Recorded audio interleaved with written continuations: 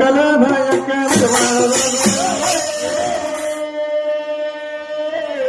చిన్న కోరి కుంది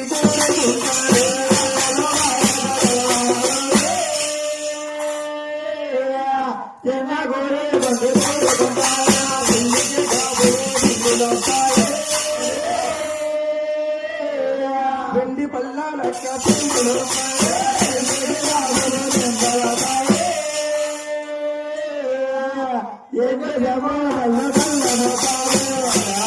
నాకు జరగబోయే కళ్యాణానికి నీకు ఆడపడుతున్న కింద గాబులు బిందులు రెండు పల్లెలు సెంబులు పంపిస్తారక్క. బిందులు సెంబులు నువ్వు తీసుకునే పల్లెలు గాబులు నాకు పంపించాలక్క. పల్లెలు గాబులు నాకెవరా తమ్ముడు? అలాగే కుదరదక్క. నేను ఏ వస్తువు కోరుకున్నా కానీ పెద్ద వస్తువు కోరుకుంటానక్క. నువ్వు ఇస్తానంటావా ఇవ్వనంటావా? ఇస్తాను రా తమ్ముడు వెంకటరమణ. ఇస్తాను రా తమ్ముడు అంటున్నా కాబట్టి ఇంకొక కోరుకుందక్క. కోరుకోమంటావక్క? కోరుకోరా తమ్ముడు వెంకటరమణ.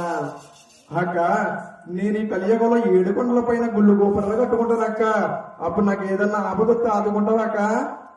కష్టం వచ్చిన కాడ కలుసుకుంటారా తమ్ముడు? ఆపద వచ్చిన కాడ ఆదుకుంటాను రా తమ్ముడు.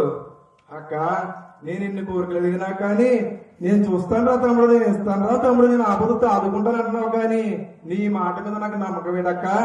నా మాట మీద నీకు నమ్మకం లేదా తమ్ముడు? నమ్మకం లేకదక్క. అసలే నీకు కోట్లాది భక్తులు ఎక్కువ. ఆ భక్తుల సందర్లో పడిపోయి నేను ఎప్పుడన్నా రా తమ్ముడు అంటే నా పరిస్థితి ఏంటక్క? తెల్లకాయతో తెచ్చుకోరా తమ్ముడు, నల్లచ్చరు రాలేస్తాను రా తమ్ముడు. అక్క తెల్లగా గీతాలు తెలిగిపోతాయి.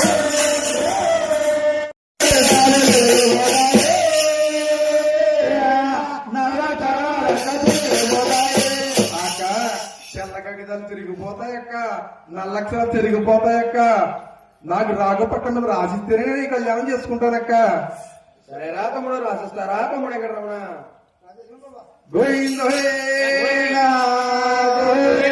ఆ విధంగా